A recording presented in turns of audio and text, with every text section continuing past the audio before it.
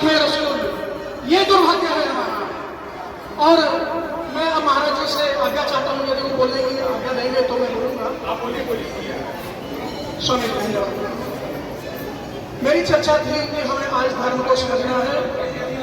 संयम, सेवा, स्नेह और सदाचार, इन चारों को जो धैर्य पूर्वक धारण करे वो धर्म है।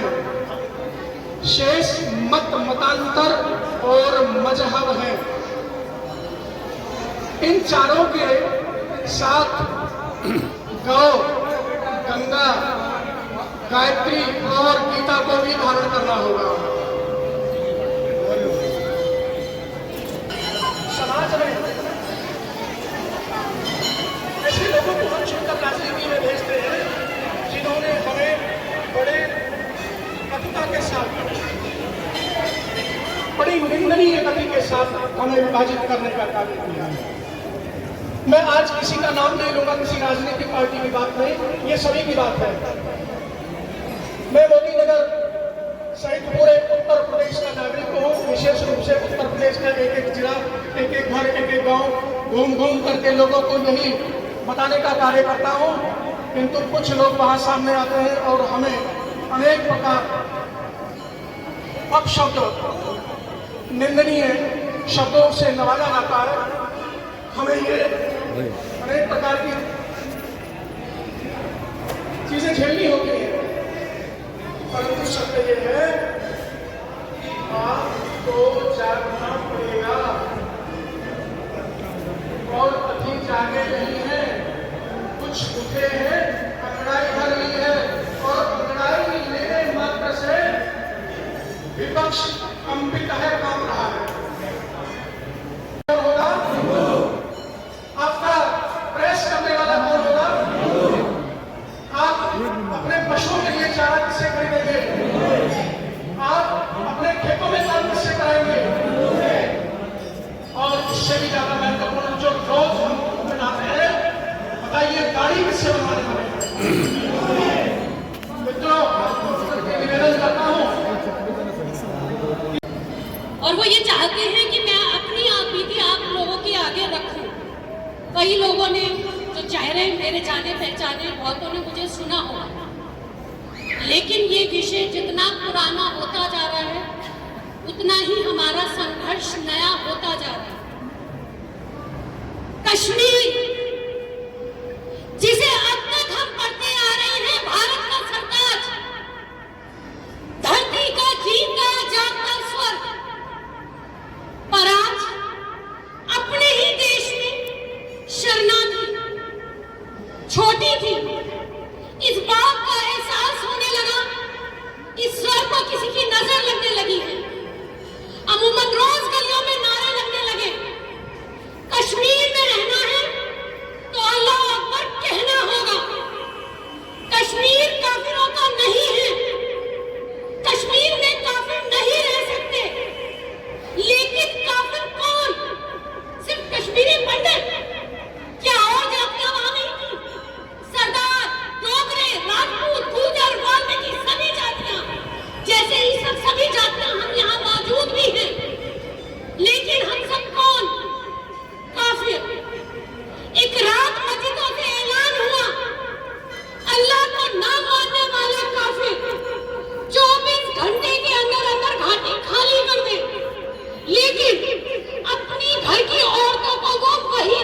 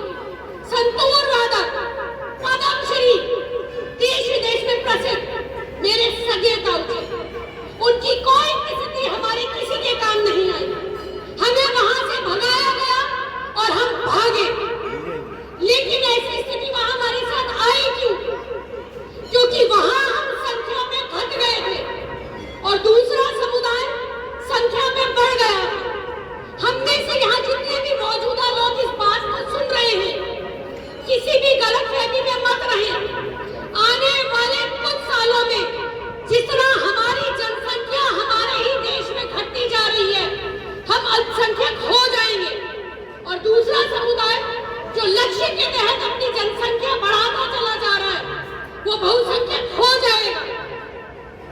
कश्मीर में आप ही के अपने लोग थे जिन्हें वहां काटा गया, भगाया गया, भागकर यहाँ आए, पढ़ाई करी, नौकरी करी और वो नौकरी छोड़ी भी। जब देखा कश्मीर जैसे हालात तो यहाँ भी पैदा हो गए और कश्मीरी भाइयों की तरह निराश होकर बैठी नहीं, इस मिशन से जुड़ी और रोजाना इस पर 18 घंटे काम करती हूँ। जनसंख्या नियंत्रण कानून अगर ये ना बना या मैं कहूँ हम सब मिलकर इस कानून को नहीं बनवा पाए तो याद रखिएगा कश्मीर जैसे हालात पूरे देश में होंगे। आज हम में से जितने भी लोग यहाँ बैठे हैं, हम अपने घर में देखें या अपने रिश्तेदारों के घर में देखें, तो और अधिकतम हम एक पे आते जा रहे हैं और दूसरा लक्ष्य के तहत अपनी जनसंख्या बढ़ाते जा रहे हैं। आप लोगों से सबसे ये निवेदन है, हम में से जो लोग अपनी जनसंख्या बढ़ा सकते हैं वो जरूर बढ़ाएं। 2 से अधिक 3 तो होने ही चाहिए और बढ़ाएं उसे।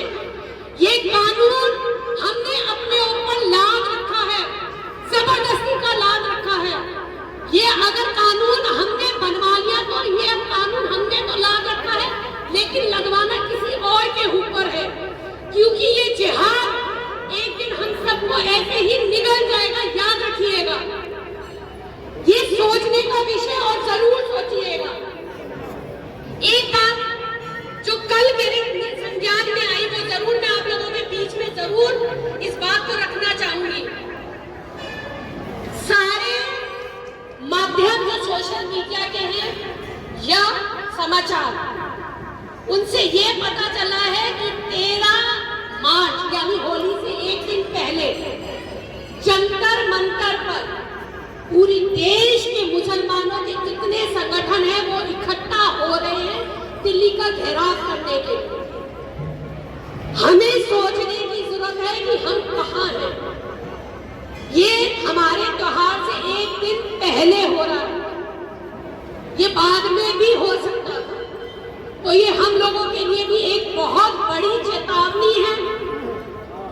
और याद रखिएगा, आज भी अगर हम इकट्ठे नहीं हो पाए, आज भी हमने अपने के बारे में नहीं सोचा, जो कश्मीर में हालात हुए, कश्मीर 32 साल पुराना इतिहास हो गया, तो सब इतिहास करते हैं। बांग्लादेश में तो हो रहा है रोज वही सब हो रहा है जो कश्मीर में हुआ था। आप लोगों के बीच में हूं तो एक बात जरूर कहूंगी, हम तो भागकर वहां से यहां आ गए। अब आप लोग सोचे आप लोग भागकर कहां जाएंगे। राम राम।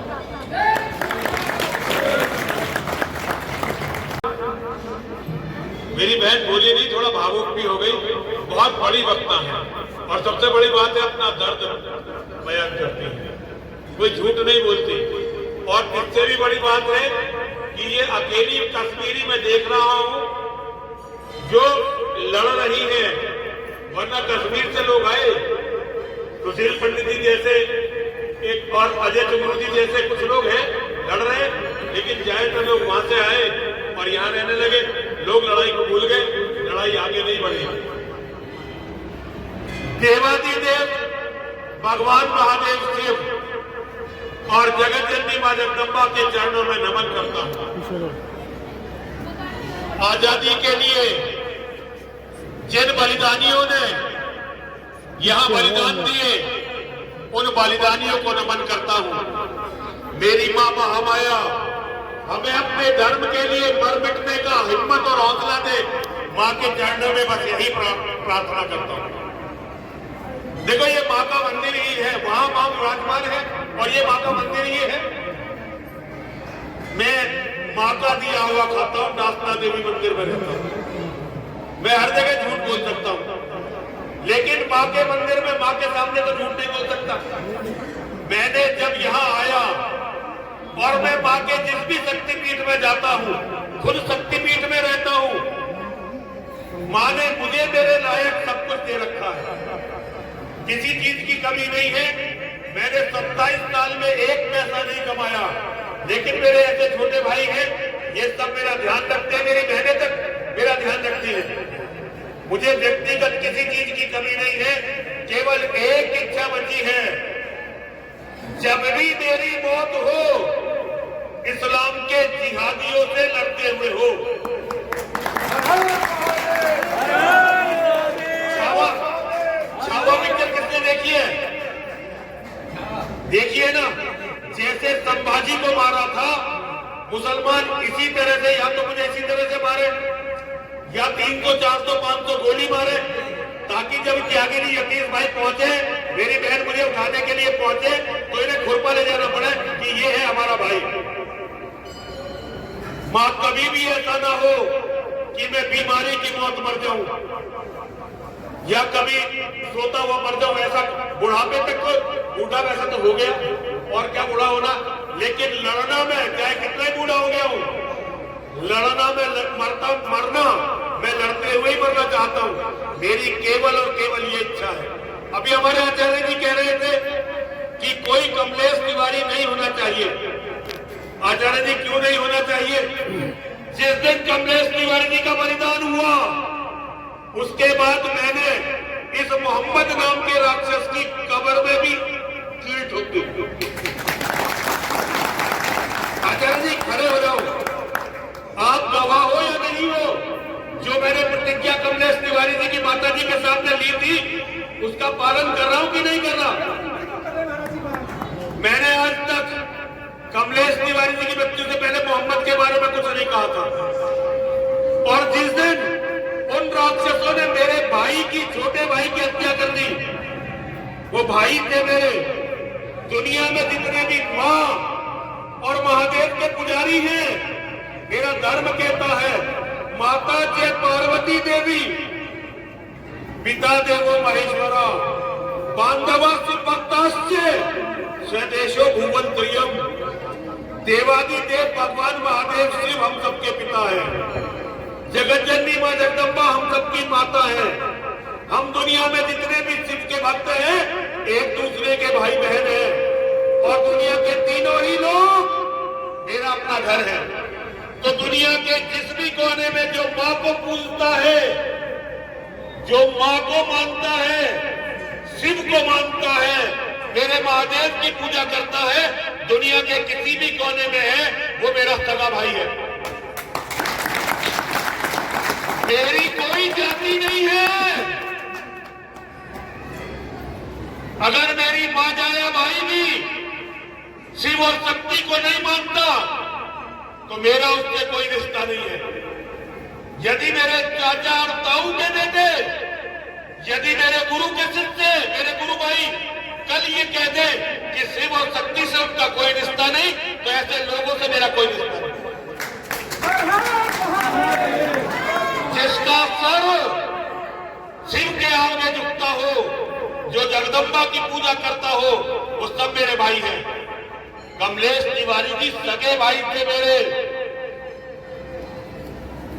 और मैं उनकी मृत्यु का बदला मोहम्मद से ले रहा हूं और अंतिम सांस तक लूंगा।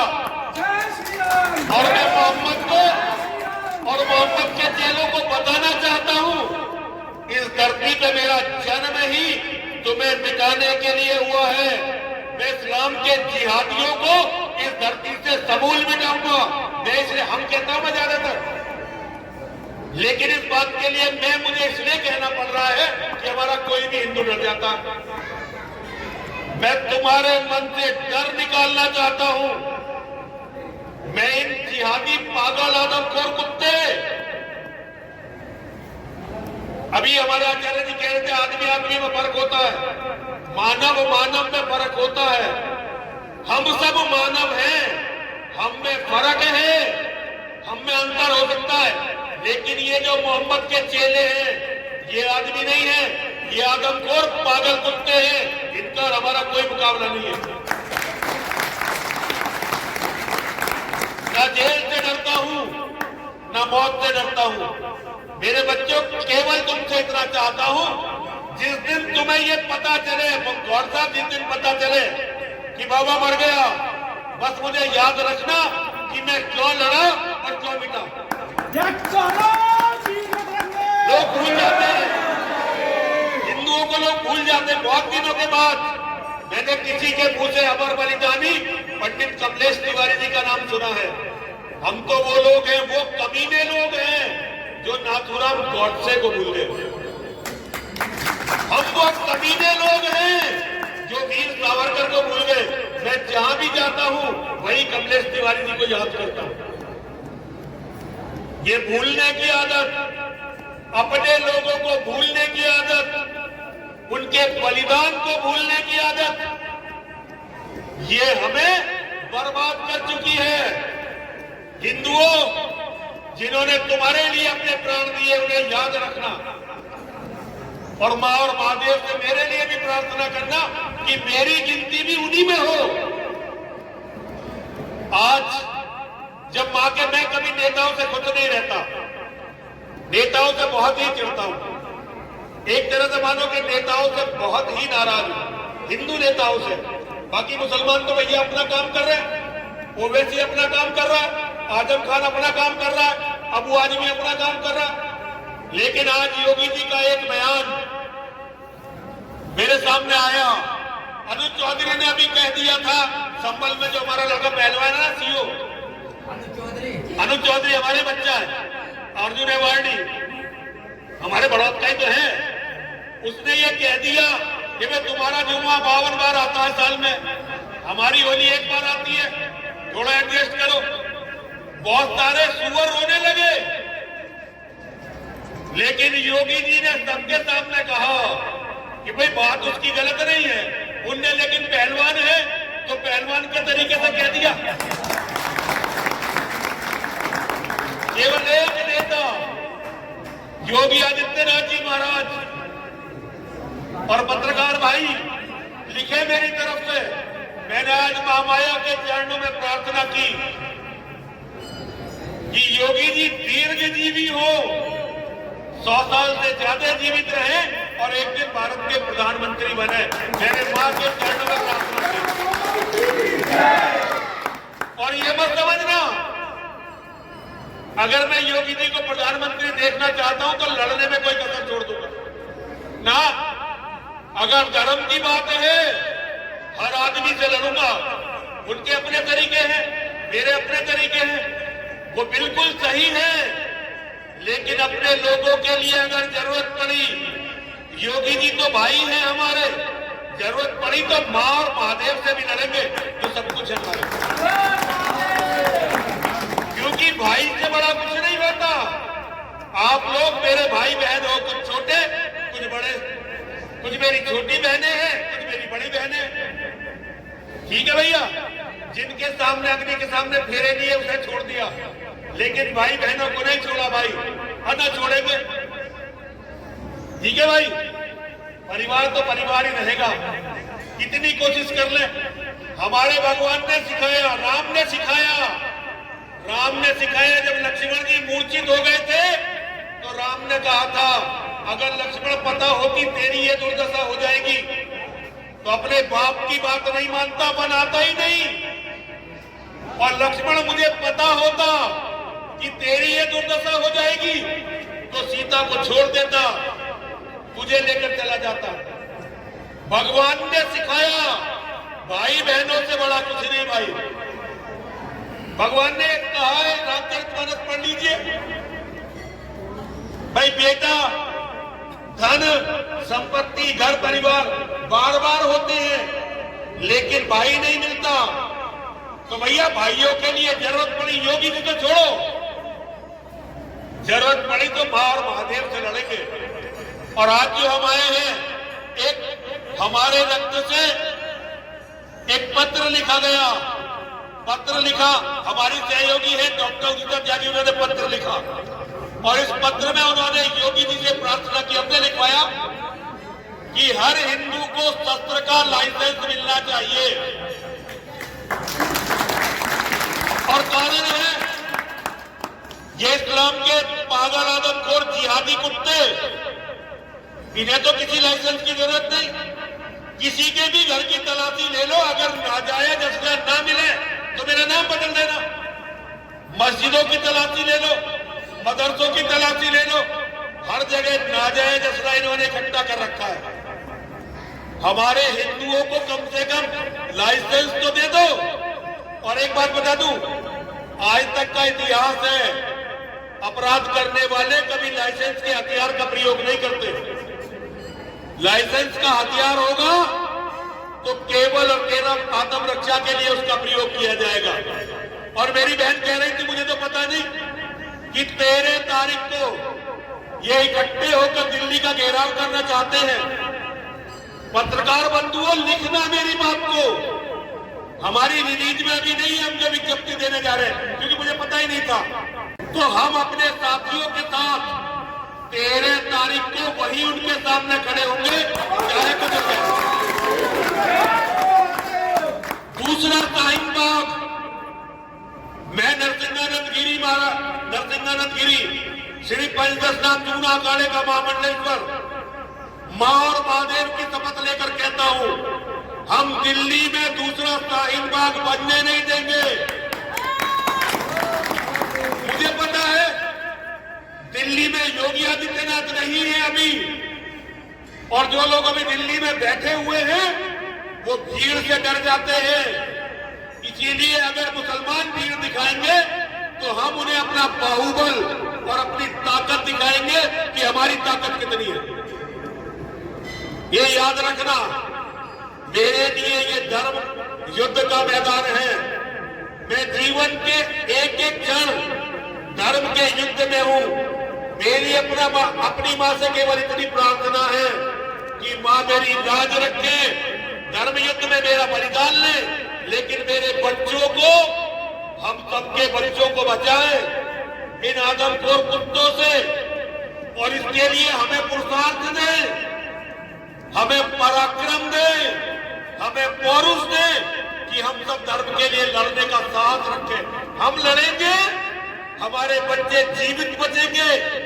हम लड़ेंगे, हमारी बहन बेटियां, हमारी माताएं, हमारी पत्नियां, हमारी प्रेमिकाएं वो जीवित बचेंगी, शांत रहेंगी।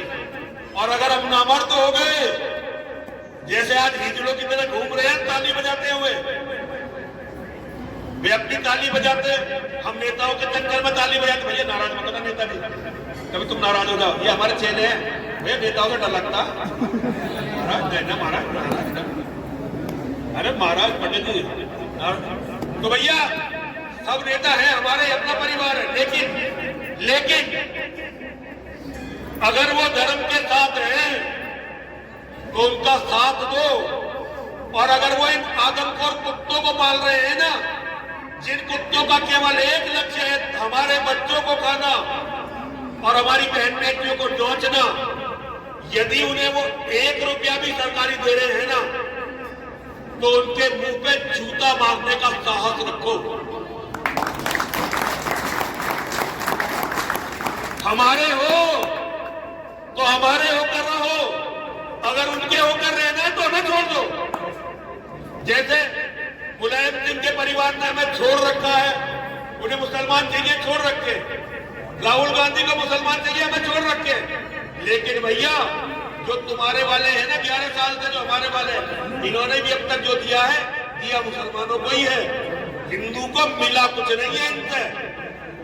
तो ये कहने का साहस रखो, हमारे खून और हमारे पसीने से प्रधानमंत्री मुख्यमंत्री बने, उनकी एक वोट और एक पैसा नहीं है।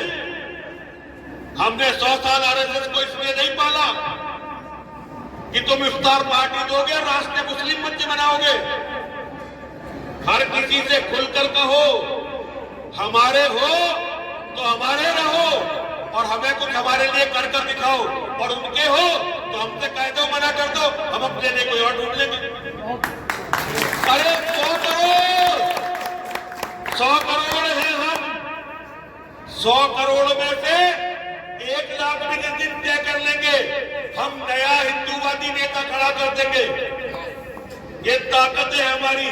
और हमारे पास यदि एक भी नेता हो गया तो हम भेड़ नहीं है, हम शेर हैं। हम अकेले अकेले इन आदम को सारे कुत्तों का शिकार कर लेंगे।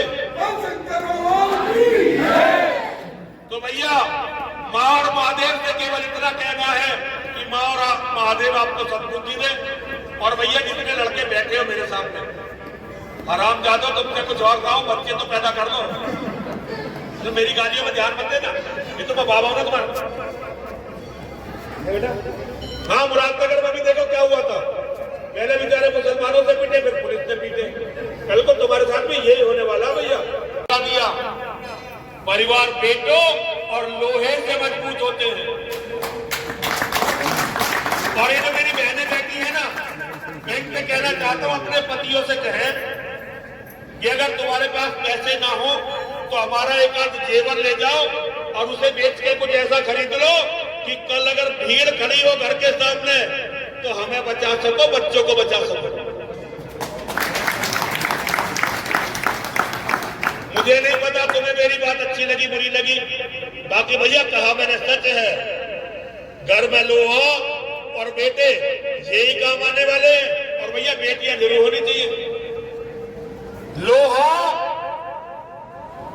पीतल और बेटे, लोहे के साथ पीतल और बेटे, यही काम, और कुछ काम आने वाला ना भाई।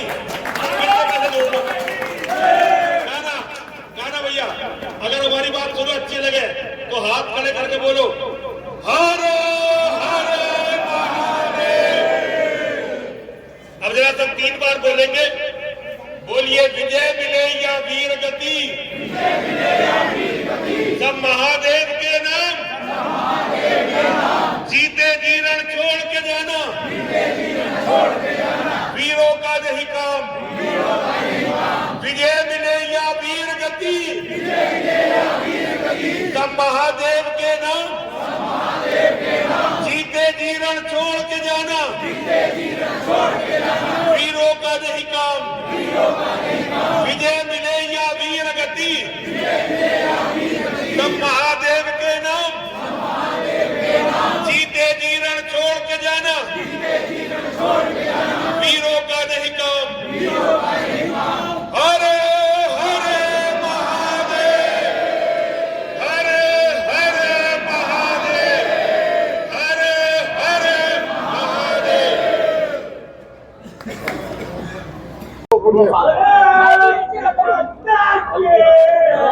छोटे बेटा किसी का फोटो खींच ले जरा। फोटो तो बहुत सारे हो रहे हैं, ये सारे फोटो पर है ना, जो फोटो खींचना चाहता है 10 मिनट आप बैठना पड़ेगा। देखिए एक एक करके पूछिए ना, आप दोनों एक साथ पूछ लो कैसे। हाँ जी, आप दोबारा पूछिए। ये